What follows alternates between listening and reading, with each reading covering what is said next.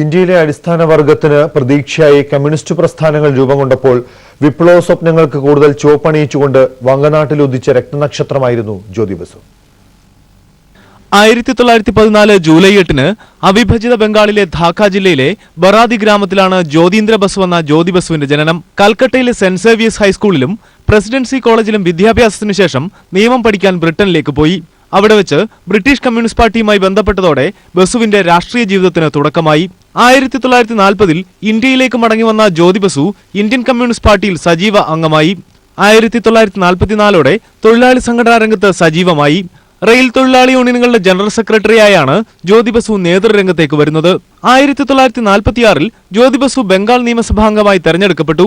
1964-ൽ communist party പിളർന്നപ്പോൾ CPIയുടെ പോളിറ്റ് ബ്യൂറോയിൽ നിന്ന് വിട്ടുവന്ന് communist party of India Marxist രൂപീകരിച്ച 9 അംഗങ്ങളിൽ ഒരാളായി. 1977 ജൂൺ 21-ന് ബംഗാൾ മുഖ്യമന്ത്രിയായ ജ്യോതി ബസു നീണ്ട 23 വർഷക്കാലം തലസ്ഥാനത്ത് തുടർന്ന് ഇന്ത്യയിൽ ഏറ്റവും കൂടുതൽ കാലം മുഖ്യമന്ത്രി പദത്തിലിരുന്ന ആളെന്ന ചരിത്രം സ്വന്തം പേരിലാക്കി.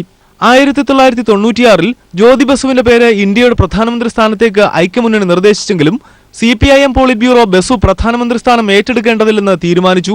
ഈ തീരുമാനത്തെ ചരിത്രപരമായ വിഡ്ഢിത്തമെന്ന് വിശേഷിപ്പിച്ച് ബസു വിവാദ നായകനുമായി. 2000-ൽ ആരോഗ്യപരമായ കാരണങ്ങളാൽ ബസുദ പശ്ചിമ ബംഗാളിന്റെ മുഖ്യമന്ത്രി പദം ഒഴിഞ്ഞു. 1964 മുതൽ CPIM പോളിറ്റ് ബ്യൂറോ അംഗമായി തുടർന്ന ജ്യോതി ബസു 2005-ൽ ദില്ലിയിൽ നടന്ന 18-ാം പാർട്ടി കോൺഗ്രസിന് ശേഷം പോളിറ്റ് ബ്യൂറോയിൽ നിന്ന് ഒഴിവാക്കണമെന്ന് പാർട്ടിയോട് അഭ്യർത്ഥിച്ചു. 2006 സെപ്റ്റംബർ 13-ന് ബസുവിന്റെ അഭ്യർത്ഥന പാർട്ടി സ്വീകരിച്ചു. എങ്കിലും 2008-ലെ 19-ാം പാർട്ടി കോൺഗ്രസ് വരെ തുടരാനും പാർട്ടി ബസുവിനോട് അഭ്യർത്ഥിച്ചു.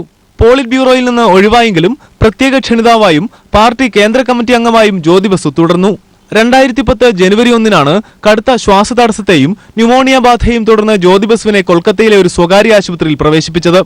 News desk, India vision.